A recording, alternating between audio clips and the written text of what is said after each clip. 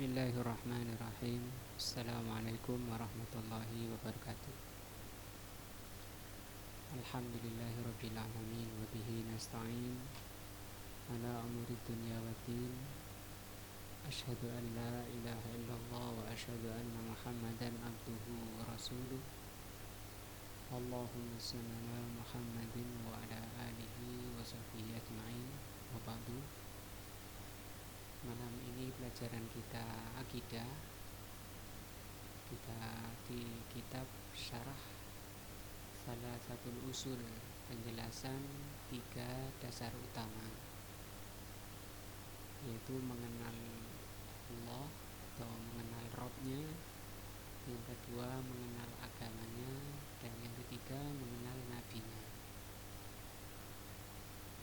Di antara makna Rabb, yang pertama mengenal Allah, mengenal Rabb, karena ini adalah pertanyaan mungkar nadir pada setiap orang yang masuk di alam akhirat, yaitu alam barzah. Pertanyaan pertama adalah man rabbuka, siapa Rabbmu? Di antara makna Rabb adalah al-ma'bud, yang diibadahi. Nah, telah kita lalui pembahasan tentang macam-macam ibadah, mulai dari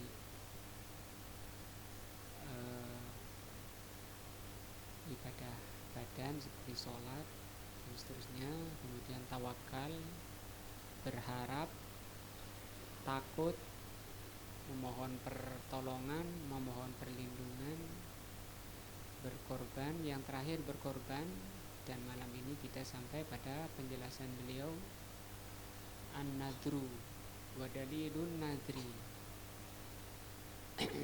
yaitu tentang nazar. Dan nazar ini termasuk ibadah. Nah, mana bahwa nazar itu termasuk ibadah? Dalilnya mana? Kata beliau, qauluhu ta'ala, firman Allah, yufuna bin nadri, mereka itu orang-orang saleh itu menunaikan nazar. Wa yakhafuna, dan mereka takut, yauman, pada hari, kana syarruhu mustatira, yang kejelekannya merata, yaitu hari kiamat. Di nomor 1 ini penjelasannya, ai dalilu kaunun nadri. Tadi itu penjelasan tentang nazar, bahwa nazar minal ibadah, termasuk ibadah. Qauluhu ta'ala yufuna bin nadri, itu tadi ayatnya, mereka menunaikan nazar dan mereka takut pada hari yang kejelekannya itu merata. Wajhud dilalah minal ayah,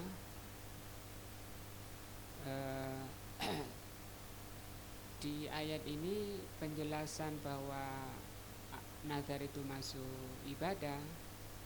Annallaha asna alaihim, itu bahwa Allah di ayat ini memuji mereka, orang-orang yang menunaikan nazar. Li'ifaihim an-nadra, karena mereka menunaikan nazar. Orang-orang yang menunaikan nazar dipuji oleh Allah. Wa hadza yadullu ala annallaha yuhibbu dzalika. Kalau suatu amalan itu dipuji oleh Allah, itu menunjukkan bahwa Allah itu mencintai amalan tersebut. Wa kullu mahbubin, semua yang dicintai lillah, wa kullu mahbubin lillah minal a'mali fahuwa ibadatun. Maka semua yang dicintai oleh Allah, amalan apapun, zahir maupun batin, ucapan maupun perbuatan yang dicintai oleh Allah, maka itu termasuk ibadah. Atau kata Syekhul Islam, makna ibadah itu adalah kullu ismin jami'in lima yuhibbuhullahu wa yardahu. Ibadah itu adalah nama yang mencakup semua yang dicintai dan diridhoi oleh Allah, minal aqwali wal af'al, baik perkataan maupun perbuatan, al-zahirati wal batin, yang zahir maupun yang batin. Di sini Allah memuji nazar, menunjukkan bahwa nazar itu adalah ibadah. Wa yu'ayyidu dzalika qauluhu, dikuatkan lagi dengan firman-Nya, wa yakhafuna, mereka itu takut pada satu hari yang kejelekannya merata. Jadi kita diajarkan oleh Allah agar takut pada hari kiamat, karena kejadiannya sangat dahsyat. Sampai kata Allah, ketika ditiupnya sangkakala itu manusia seperti mabuk padahal tidak mabuk. Rambut jadi putih semua, ibu-ibu yang hamil menjatuhkan kandungannya karena dahsyatnya. Nah, wa'lam, ketahuilah, kata Syekh, anna nadra, bahwa nazar alladzi imtadahallahu ta'ala, nazar yang dipuji oleh Allah. Berarti ada nazar yang tidak dipuji. Nazar yang dipuji oleh Allah, haula'il qaimin bihi huwa jami'ul ibadat, adalah orang-orang yang menegakkan atau melaksanakan semua ibadah, alladzi faradahallahu azza wa jalla, yang Allah fardukan. Fa innal ibadati, sesungguhnya ibadat, al wajibati, yang wajib, idza syuri'a fiha, kalau disyariatkan, al insan, pada manusia, faqad istalzama biha, bahwa semua yang diwajibkan oleh Allah itu yang diwajibkan pada manusia, maka hukumnya pada manusia itu iltazama, suatu keharusan, bukan pilihan. Nah, maka ketika orang itu menjalani perintah Allah, nah itu dia sedang menjalankan perkara yang diwajibkan baginya, yang disebut dengan nazar. Karena nazar itu mewajibkan dirinya. Nah, apa yang paling wajib? Ya menjalankan perintah itu, ya. Yang paling wajib dijalankan manusia adalah apa? Menjalankan apa yang Allah perintahkan. Nah, ketika dia menetapkan pada dirinya untuk mengamalkan apa yang diwajibkan, maka itu nazar yang dipuji oleh Allah Subhanahu wa taala. Dalilnya mana? Firman Allah, summa liyaqdu tafassahum wal yufu nuzurahum wal yatawafu bil baitil atiq. Coba dilihat mananya ini. Ini dalil bahwa nazar yang dipuji adalah ketika seseorang menjalankan apa yang Allah wajibkan. Karena apa yang Allah wajibkan itu adalah suatu yang ilzam, suatu yang harus dijalani oleh manusia. Wan nadru, adapun nazar, alladzi huwa ilzamul insan nafsahu bi syai'in ma. Kalau nazar sendiri secara makna adalah manusia menetapkan pada dirinya dengan sesuatu. Maka di sini umum. Kalau sesuatunya itu menjalankan ketaatan, di sini ya, sesuatu di sini masih umum. Au ta'atan lillahi ghairu wajibin, atau seseorang menetapkan pada dirinya untuk menjalankan ketaatan pada Allah yang tidak diwajibkan. Nah, makruhun di sini hukumnya makruh. Seseorang menetapkan pada dirinya untuk mentaati Allah perkara yang tidak diwajibkan. Misalnya puasa Senin Kamis, ya itu hukumnya kan sunnah. Kemudian dia bilang kalau istriku melahirkan dengan selamat, aku akan bernazar untuk puasa Senin Kamis. Hukum asalnya puasa Senin Kamis apa? Sunnah. Tapi karena dia nazar, nah apa hukumnya? Wajib. Maka di sini dikatakan oleh beliau bernazar seperti itu sebenarnya makruh, tidak disukai. Nah, waqala ba'dul ulama, sampai sebagian ulama mengatakan, atau kalau anak saya laki-laki misalnya, saya akan menghatamkan Al-Quran tiap hari. Nah, ada yang seperti itu. Waqala ba'dul ulama, sampai sebagian ulama mengatakan tentang nazar. Pak Jasudi, apa nazar tadi? Artinya dulu. Kalau nggak ngerti artinya, melaksanakannya nggak bisa. Nazar adalah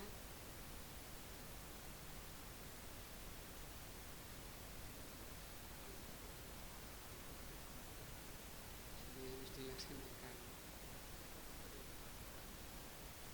Gitu. Oh, ya. Kalau menurut Pak Hamid,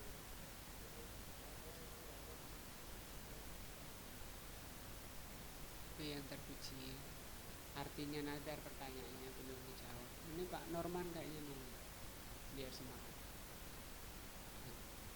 Gimana Pak? Belum jadi jawabannya. Pak Lestari, mau nggak Pak Lestari?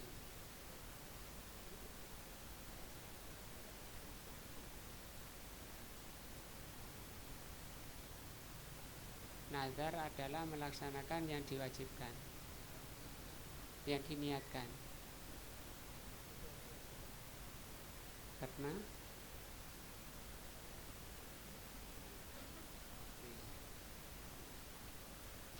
ini loh enak ini, coba lihat bahasa Arabnya ini. Wan nadru, nadar alladhi huwa ilzamul insan nafsahu bi syai'in ma. Nadar adalah manusia atau seseorang mewajibkan atau menetapkan pada dirinya sesuatu, menetapkan sesuatu pada dirinya. Tinggal dilihat, kalau saya menetapkan diri untuk menjalani kewajiban seperti sholat 5 waktu, maka itu dipuji oleh Allah, karena memang semua yang diwajibkan itu memang harus dijalani. Tapi kalau orang mewajibkan dirinya, menetapkan pada dirinya perkara yang tidak wajib, nah itu yang makruh. Contohnya tadi puasa Senin Kamis, itu kan hukumnya sunnah. Kemudian dia tetapkan pada dirinya, saya akan puasa, saya bernazar untuk puasa setiap Senin Kamis. Pertanyaannya, apa hukum puasanya? Wajib. Karena dia bilang apa? Saya bernazar. Kalau cuma bilang saya mau menjalani puasa Senin Kamis, itu masih tetap hukum sunnah. Hukumnya masih sunnah. Bisa Pak Amir? Apa? Bisa, ya, apa? Oh, hampir dekat ya, dekat. Mirip. Mirip sumpah katanya. Menetapkan dirinya untuk atau pada sesuatu. Tinggal sesuatunya tadi dilihat. Kalau sesuatu ini yang wajib, ya itu terpuji, memang wajib, boleh, tidak apa-apa. Tapi kalau perkara yang nggak wajib kok ditetapkan pada dirinya, kok diwajibkan dirinya. Atau kalau mau lebih jelas lagi, seseorang mewajibkan pada dirinya sesuatu. Lah sesuatunya tadi ada dua ya. Ada yang memang wajib, yaitu wajib memang boleh. Seperti apa? Sholat 5 waktu. Tapi kalau puasa Senin Kemis kan itu tidak wajib. Tapi kenapa kok diwajibkan pada dirinya? Karena dia nazar. Maka hukum menjalani puasa Senin Kemis apa? Wajib. Padahal hukum asalnya sunnah. Sekarang pertanyaannya, apa hukum bernazar puasa Senin Kemis? Makruh. Nah itu loh. Makruh itu artinya apa? Artinya makruh? Dibenci, nggak disukai. Paham ya? Paham? Bingung lagi. Berarti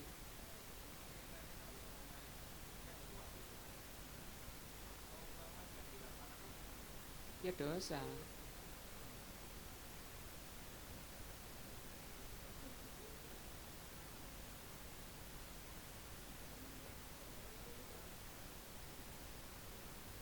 Dosa. Kenapa dia bernazar?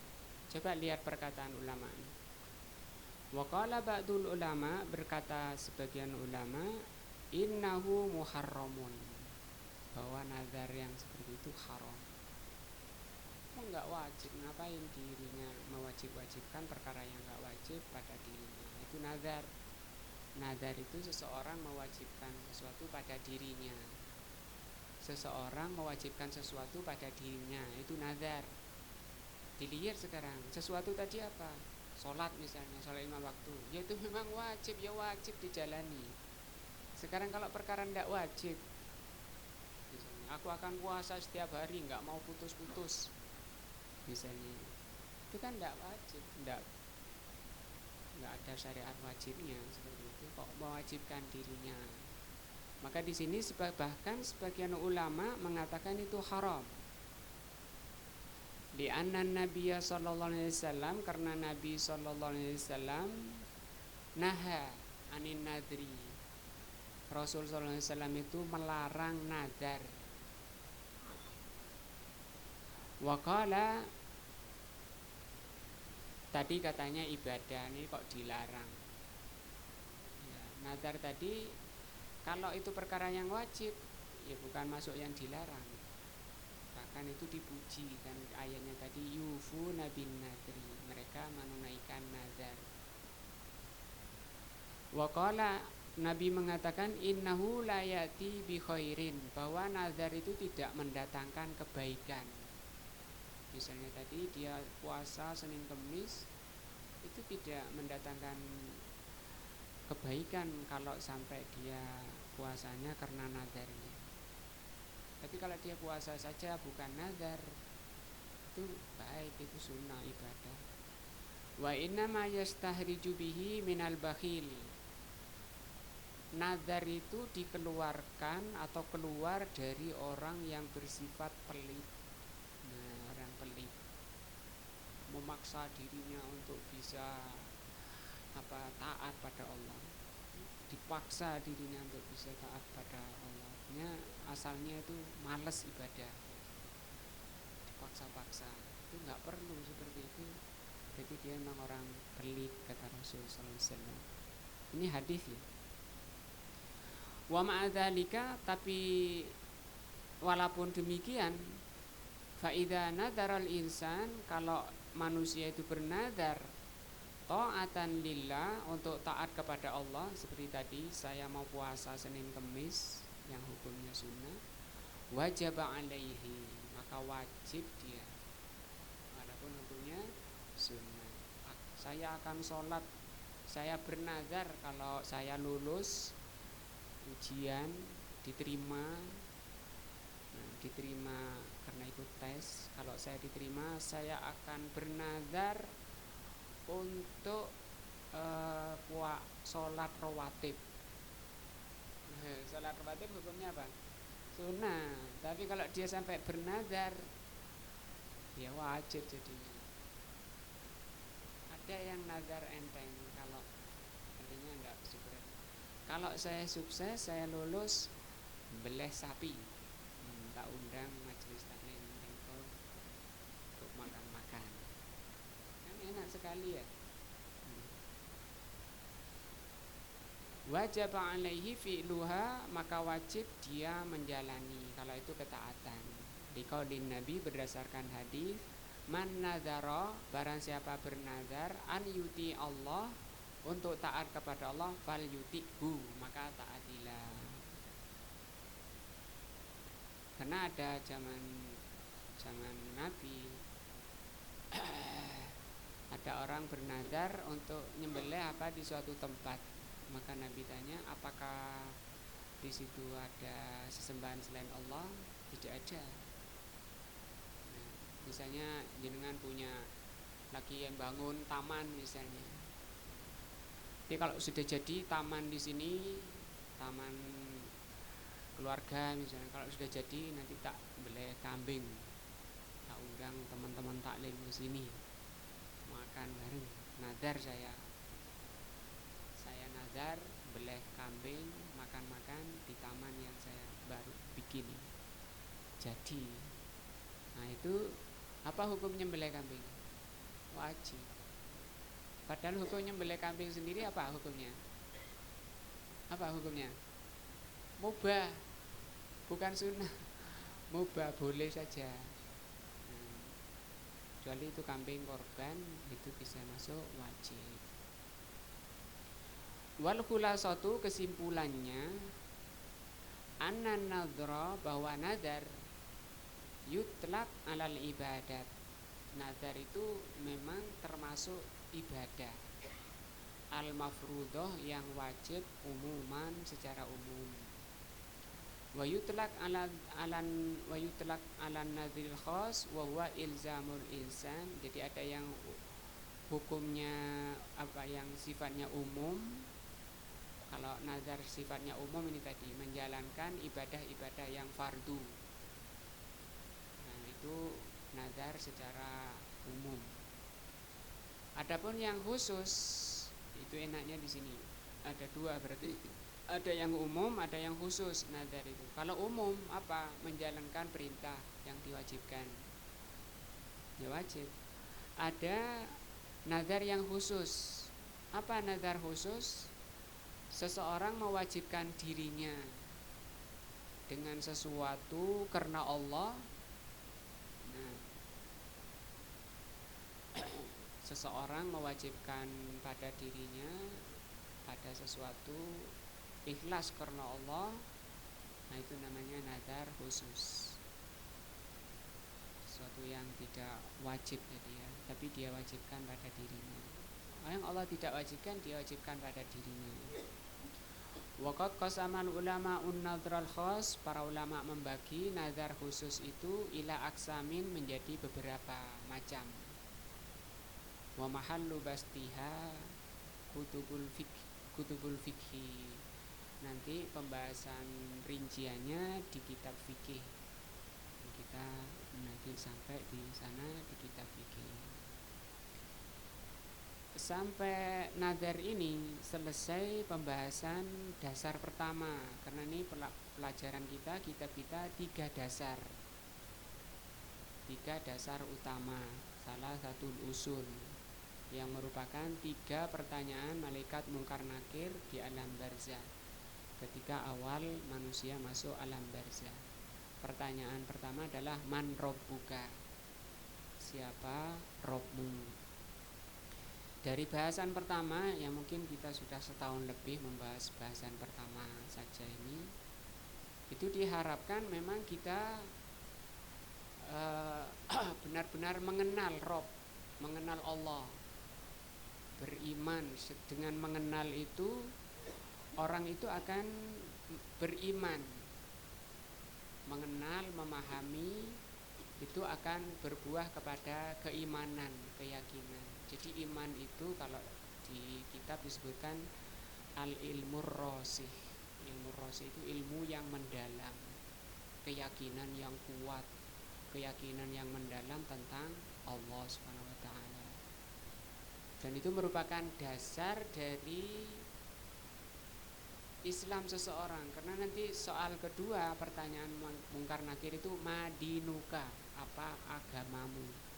Agama itu, din itu secara yang dimaksud di situ adalah amalan. Jadi din, agama itu bangunannya, adapun dasarnya itu dasar pertama tadi iman rabbuka, akidah, keimanan. Sehingga pertanyaan pertama itu merupakan pondasi dasar Islam seseorang. Maka barang siapa yang menginginkan bangunannya kuat, itu harus memperkuat pondasinya. Maka kalau orang bangun Islam, amalannya baik tapi pondasinya rapuh, itu bangunannya juga gampang runtuh, kena supermi,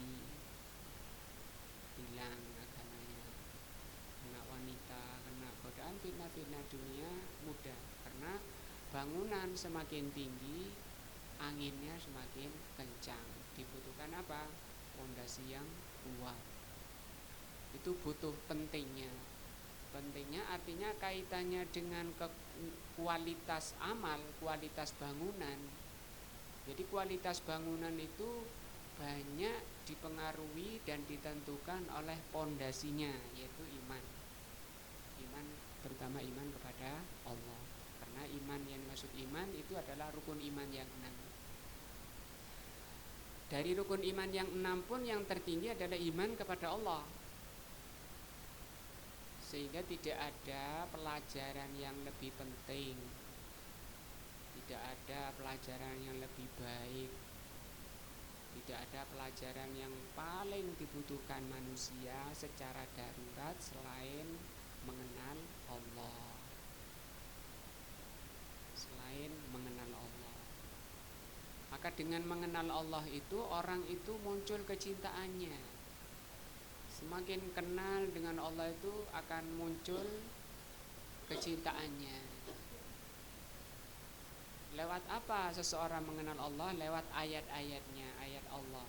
Ayat itu ada 2, ada ayat syar'i, ada ayat kauni. Ayat syar'i itu berupa wahyu, ayat kauni berupa alam makhluk ini. Seperti Allah firmankan dalam surat Ali Imran 190. Allah berfirman,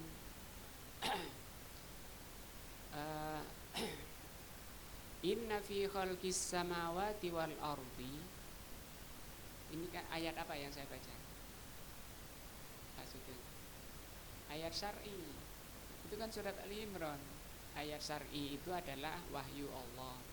Wahyu Allah itu 2, Al-Quran dan As-Sunnah. Saya katakan di dalam surat Ali Imran berarti sedang mau membaca ayat syar'i. Di situ Allah katakan inna fi khalqis samawati wal ardi. Sesungguhnya pada penciptaan langit dan bumi. Lah penciptaan langit dan bumi itu ayat apa?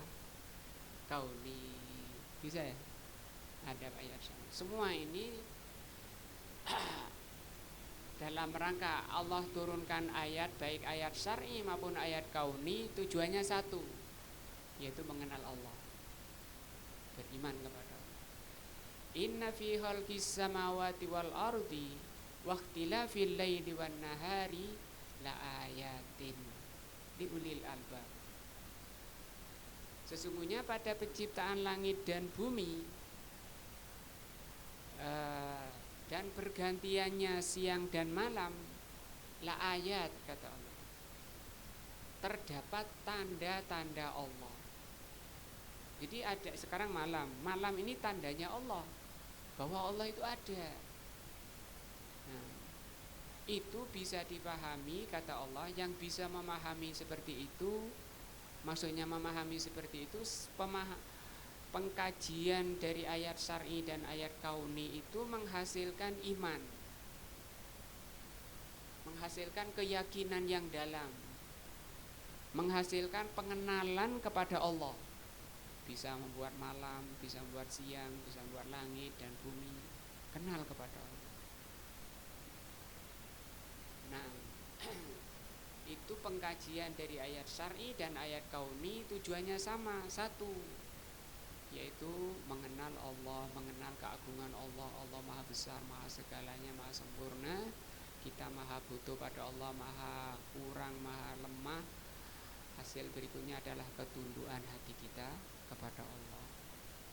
Belum lagi muncul kecintaannya kepada Allah. Telah menciptakan diri saya ganteng, kuat, diberi mata bisa melihat, diberi telinga bisa mendengar, diberi udara bisa bernafas, diberi banyak, tidak bisa kita menghitung kenikmatan.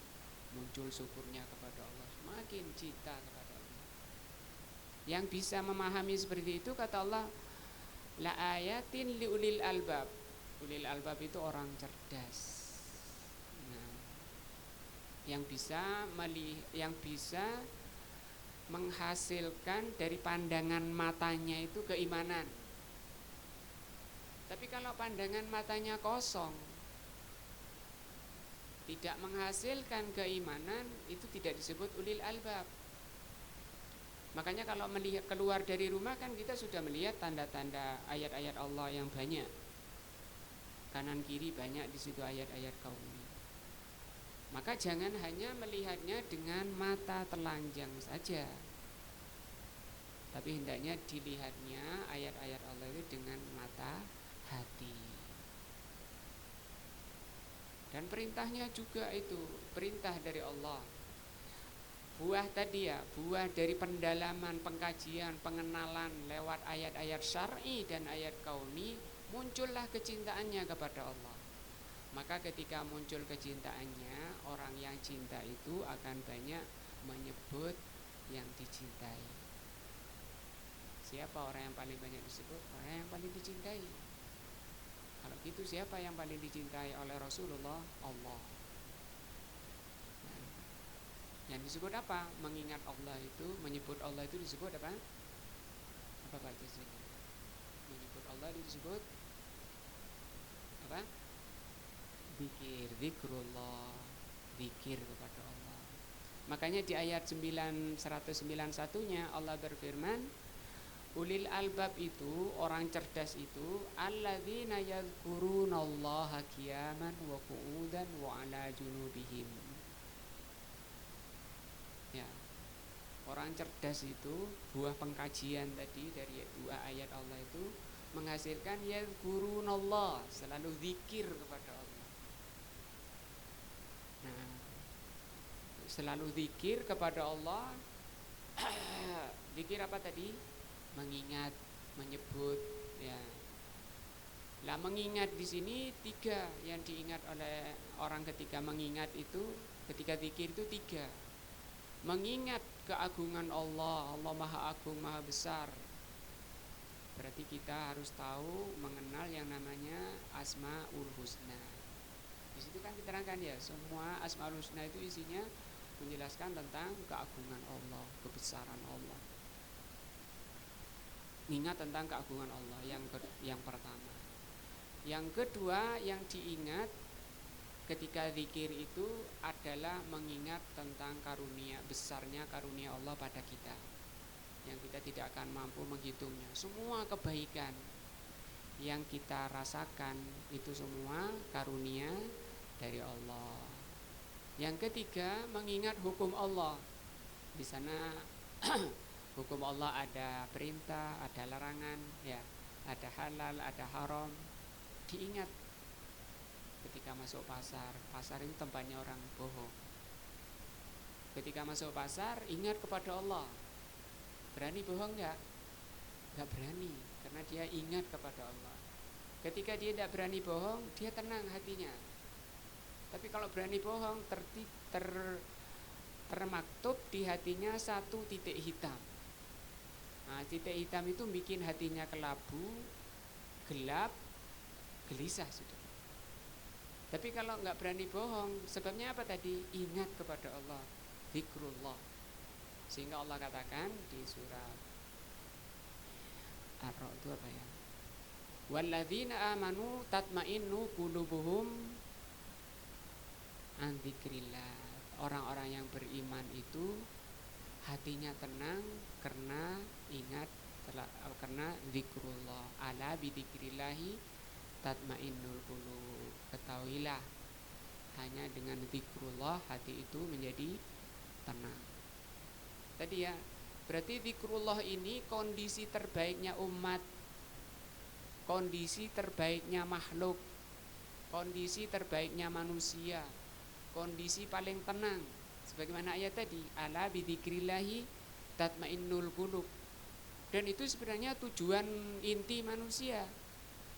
Tujuan inti manusia dan tujuan Allah menciptakan manusia supaya selalu bergantung kepada Allah, selalu kembali pada Allah, selalu ingat kepada Allah.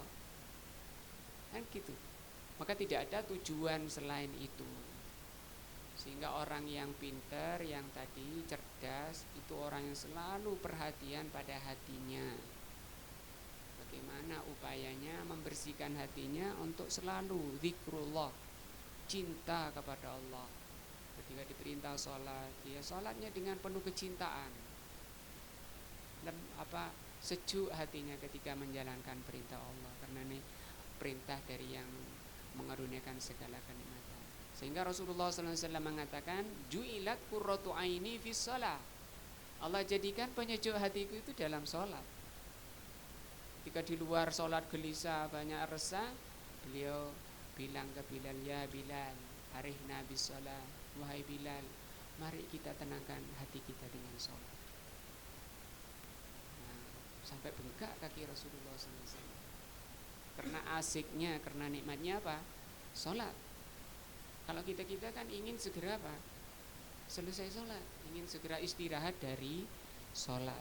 Kenapa? Tadi pengkajian dari ayat-ayat Allah kurang, ngaji tafsir jarang, ngaji ayat-ayat kauni jarang. Perintah tadi kalau kita bicara langit dan bumi tinggi, tapi Allah perintahkan yang lebih dekat lagi, ada perintah Allah.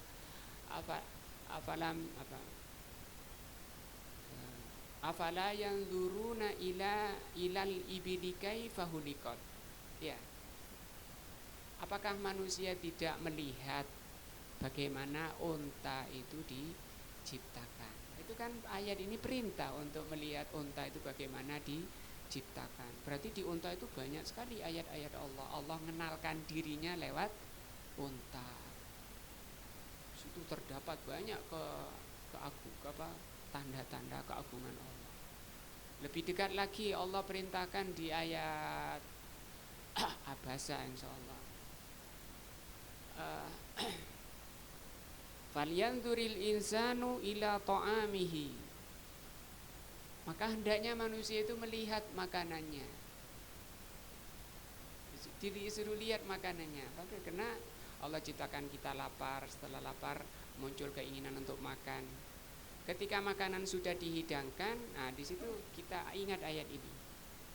Allah memerintahkan kita untuk melihat makanannya. Falyanzuril insanu ila ta'ami. Dari mana makanan itu? Siapa yang menciptakan? Siapa yang menumbuhkan beras yang ada kemudian jadi nasi? Belum ada pindang, ada lauk pauk, ada berambang bawang, ada lombok. Siapa yang bisa menciptakan lombok? Kok iso pedes? Yang tomatnya kok enggak pedes, yang lomboknya pedes? Masya Allah, bersyukur kepada Allah bisa kenyang. Alhamdulillah, mau makan baca bismillah. Sehingga asik, dan ini merupakan surga dunia. Apa surga dunia? Ketenangan hati bersama Allah Subhanahu wa taala, selalu zikir kepada Allah. Yang diingat tadi berapa Pak Jazuli? Pak Norman, berapa tadi yang diingat? Nah, sampean kan zikrullah, selalu zikrullah. Berapa yang diingat tadi? 3. Itu belum selesai taklim ini. Yang pertama mengingat keagungan Allah. Yang kedua mengingat karunia Allah. Yang ketiga mengingat hukum-hukum Allah.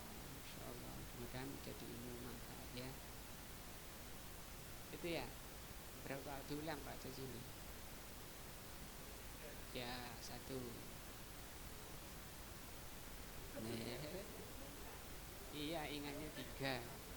Yang kedua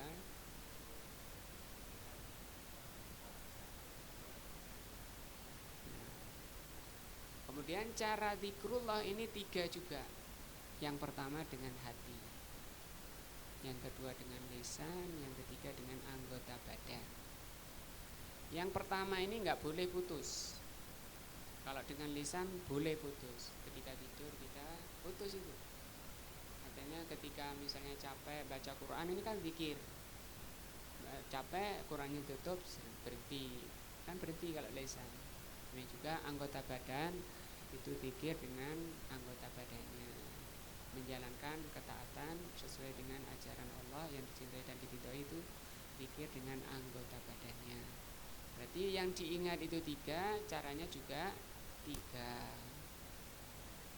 Diingat-ingat itu 3, nanti ditanya.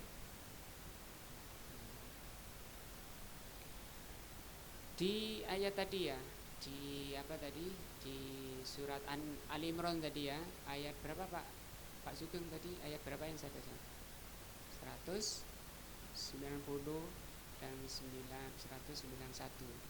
Di ayat 191-nya surat Ali Imran, Allah berfirman, alladzina yadhkurunallaha qiyaman wa qu'udan wa 'ala junubihim wa yatafakkaruna fi khalqis samawati wal ardi. Dan mereka selalu memikirkan penciptaan langit dan bumi. Setelah dipikirkan, di situ kesimpulannya, di situ diterangkan masih di ayat itu 191, Rabbana ma khalaqta hadza batila. Itu kesimpulannya. Hasil dari kajian, ya Rabb kami, ya Allah, ternyata tidak ada dari ciptaanmu semua ini yang batila, yang sia-sia, tidak ada gunanya. Maka orang yang pintar tadi, yang cerdas, ulul albab, tidak akan mengatakan, buat apa Allah buat ini, buat apa Allah buat nyamuk, apa penyakit, virus, HIV, apa kemarin COVID dan seterusnya, corona, HIV ya virus juga ya, buat apa dan seterusnya. Tidak ada ucapan itu bagi orang yang cerdas. Dia mengatakan apa? Rabbana ma khalaqta hadza batila, terus apa? Subhanaka, maha suci engkau, maha bersih engkau dari ketidak atau dari kesia-siaan. Maha suci engkau dari kesia-siaan. Tidak ada sesuatu yang sia-sia. Terus apa lanjutannya? Nah, itu kita ini banyak lalai, kita ini banyak enggak bersyukur. Maka minta kepada Allah dilindungi dari api neraka. Subhanaka faqina adzabannar. Ini ayat apa? Syar'i yang mendorong kita untuk belajar, mempelajari ayat kauni supaya kenal dengan Allah. Walaupun mempelajari tafsir Al-Quran itu juga perintah dari Allah. Afala yatadabbarunal Quran. Apakah manusia tidak mau mempelajari Al-Quran? Am ala qulubin aqfaluha, atau memang hatinya sudah tertutup? Kan celaan bagi orang yang enggan belajar tafsir Al-Quran, menyebabkan hatinya memang tertutup dari Al-Quran, dan itu sangat berbahaya. Karena Al-Quran itu hidayah, lawannya hidayah apa? Dolalah. Yang tidak masuk ke dalam hidayah Allah itu berada di dalam kesesatan. Kalau ingin menghilangkan kesesatan dirinya, harus masuk ke dalam hidayah, yaitu mempelajari, mengamalkan Al-Quran. Bukan hanya dibaca, tidak hanya untuk itu diturunkan Al-Quran. Memang Allah mendorong untuk mempelajari bacaannya dengan benar, dengan tajwid. Tapi bukan hanya itu, tujuan utama adalah memahami dan mengamalkannya. Karena Al-Quran itu hablun, tali yang mengantarkan manusia kepada ridho Allah, kepada surga Allah Subhanahu wa taala. Jadi ini baru pembahasan tentang Allah sekelumit. Kalau ingin lebih panjang lagi, kita bisa membaca syarah atau penjelasan Al-Asmaul Husna, syarah Al-Asmaul Husna. Lebih tebal, lebih panjang dari kitab ini, tapi itu sangat penting. Karena apa? Orang yang paling semangat ibadah kepada Allah itu orang yang paling cinta kepada Allah. Berarti memang amunisi, kalau pendorong itu amunisi dari ibadah kepada Allah itu ini cinta kepada Allah, kecintaan kepada Allah itu. Artinya kalau ditanya siapa orang yang paling rajin ibadah, yang paling kuat ibadah, yang paling bertakwa, yang paling takut kepada Allah, orang yang paling kenal dengan Allah. Lewat apa itu? Ya belajar tentang apa? Asmaul Husna. Kita kan jarang belajar Asmaul Husna. Paling dengar ya di masjid-masjid itu disebut ya Rahman, ya Rahim. Apa artinya Pak ya Rahman? Wahai Ar-Rahman. Ya cuma gitu aja. Padahal Rasulullah mengatakan innalillahi tis'atun wa tis'una isman. Allah itu mempunyai 99 nama. Faman faman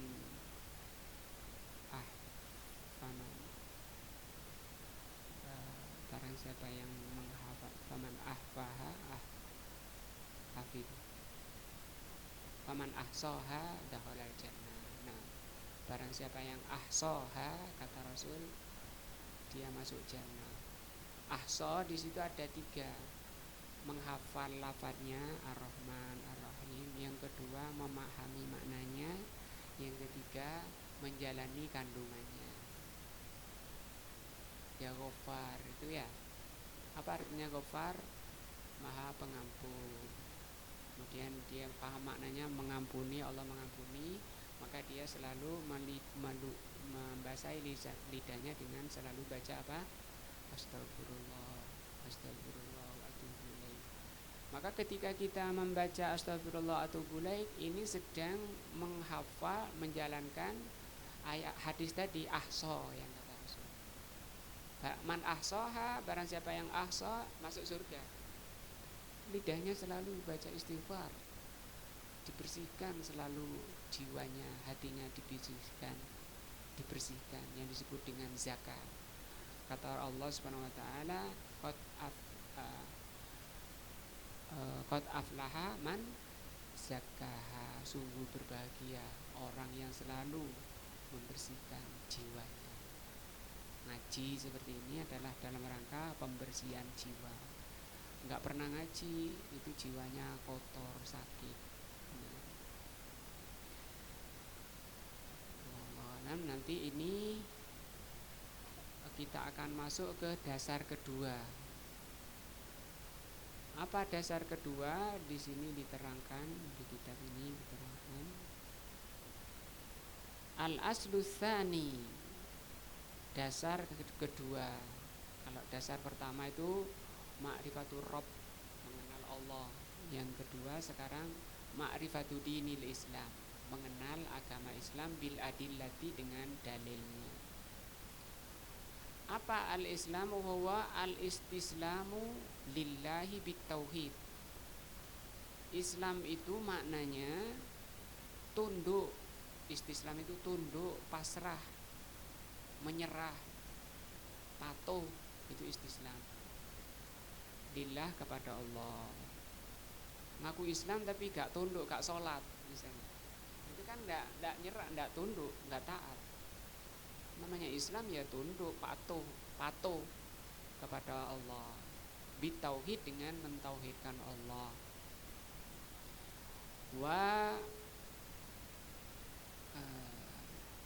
Wal inqiyadu lahu bitta'ah, menjalankan ketaatan. Ini Islam. Ngaku Islam gak taat, itu pengakuan yang dusta dan pengakuan yang tidak bermanfaat. Islam itu tadi tunduk, pasrah, patuh kepada Allah dengan menjalankan tauhidnya, mengesahkan Allah dengan menjalankan ketaatan. Wal bara'atu minasyirki wa ahlihi, dan berlepas diri dari kesyirikan dan pelaku kesyirikan. Ini namanya Islam. Tunduk hanya kepada Allah, kemudian meninggalkan kesyirikan selain Allah, itu ditiadakan. Wahwa, Islam itu ada 3, salah satu maratiba, ada 3 tingkat. Al-Islam wal iman wal ihsan. Ada Islam, ada iman, ada ihsan. Wa kullu martabatin laha arkanun. Masing-masing ini mempunyai rukun. Islam punya rukun, iman punya rukun, ihsan punya rukun. Fa arkanul islami khamsatun, rukun Islam 5, syahadatu an la ilaha illallah wa anna muhammadan rasulullah. Nah, insyaallah akan dibahas pertemuan berikutnya tentang dasar kedua, yaitu apa? Dinul Islam, ma'rifatu dinul Islam, mengenal agama Islam. Karena ini pertanyaan kedua dari Munkar Nakir. Kalau ini nggak dipelajari, nggak dibahas, rawan bisa jawab. Bahaya ya. Kemudian dari bahasan pertama diberi rezeki oleh Allah, ditolong oleh Allah, bisa menjawab pertanyaan pertama. Nah, kalau sampai nggak bisa jawab, datang pemukul yang di tangannya ada cambuk ya pagi dan sore. Nah, yang cambuknya kata Rasul sallallahu alaihi wasallam, kalau dipukulkan ke gunung maka gunungnya jadi debu. Kemudian dipukullah orang yang tidak bisa menjawab itu dengan satu pukulan yang keras sampai orangnya lembut jadi debu. Fayasihu sihatan, orangnya menjerit yang bisa didengar oleh segala sesuatu kecuali jin dan manusia. Gara-gara nggak bisa jawab. Lapo nggak bisa jawab? Nggak pernah belajar, sibuk.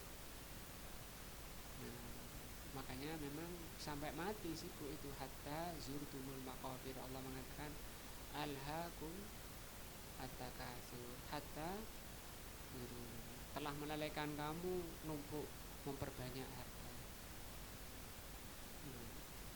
Sampai kamu ziarah kubur.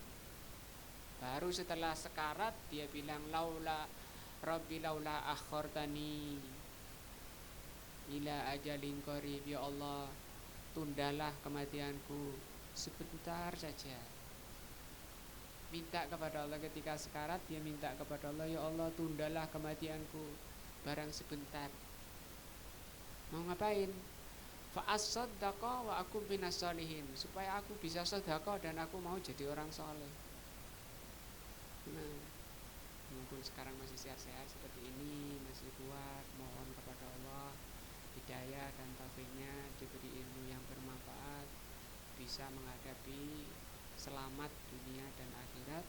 Wallahu a'lam bishawab. Subhanakallah bihamdika asyhadu an la ilaha illa anta astaghfiruka wa atubu ilaika. Wassalamualaikum warahmatullahi wabarakatuh.